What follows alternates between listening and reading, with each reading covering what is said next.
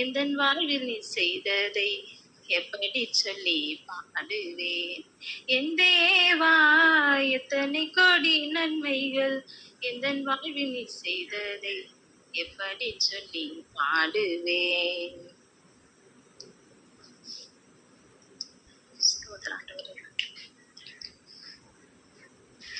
ஒரு தந்தையை போல தோளின் மேலே சுமந்து சென்றதை சொல்லவா, ஒரு தாயை போல மார்போடு என்னை அணைத்து சொல்லவா, ஒரு தந்தையை போல தோளின் மேலே சுமந்து சென்றதை சொல்லவா, ஒரு தாயை போல மார்போடு என்னை அணைத்து கொண்டதை சொல்லவா, கண்ணீரை நினைத்ததை சொல்லவா, என் கவலை மாற்றினதை சொல்லவா, கண்ணீரை நினைத்ததை சொல்லவா, என் கவலை மாற்றினதை சொல்லவா.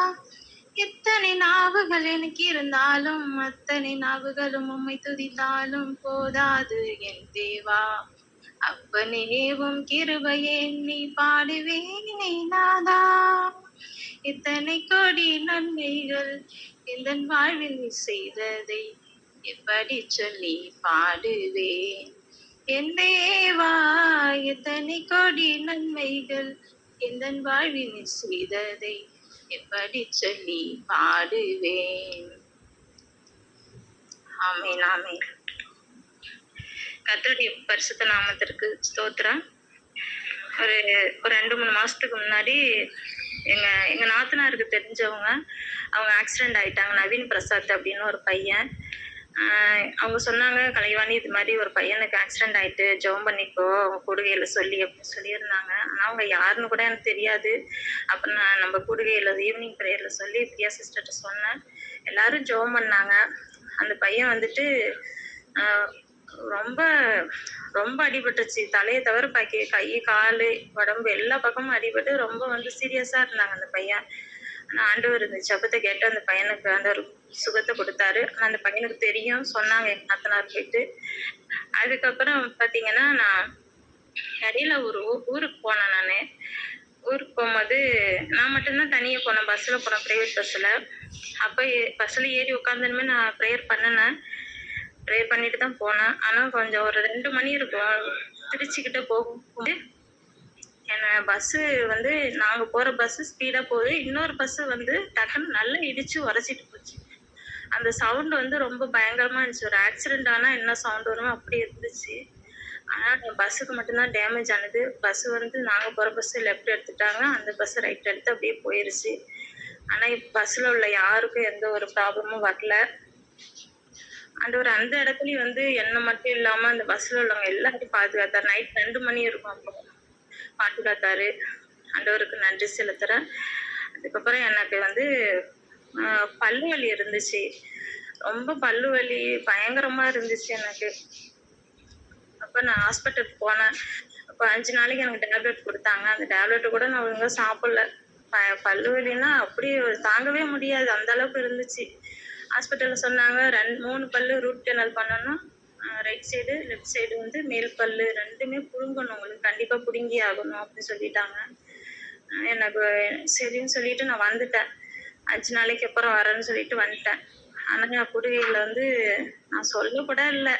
ஆனா எனக்காக ஜெபம் பண்ணாங்க. பாஸ்டர் கூட எனக்கு ஃபோன் பண்ணி சொன்னேன். அப்புறம் பாஸ்டர் கூட ஒரு டிப்ஸ் கூட சொன்னாங்க. அதையும் நான் ஃபாலோ பண்ணேன். அப்புறம் ஜெபம் பண்ணாங்க, எனக்காக கூடுகையில ஜெபம் பண்ணாங்க. நான் எனக்காக கூட நான் ஜெபமே பண்ணல.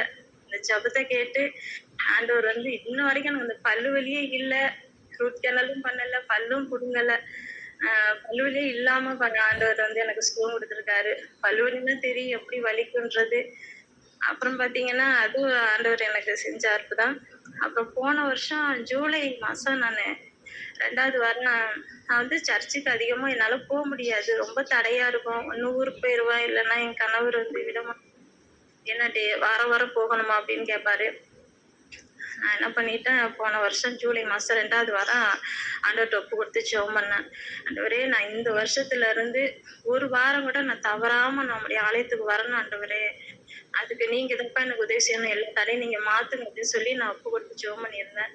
அதே மாதிரி போன வருஷம் ஜூலை 2வது வாரத்துல இருந்து இந்த வருஷம் வரைக்கும் ஒரு வாரம் கூட மிஸ் பண்ணாம நான் ஆண்டவருடைய ஆலயத்துக்கு போறேன் ஞாயிற்றுக்கிழமை. ஒரு வாரம் கூட எனக்கு நெறைய தடை வந்துச்சு.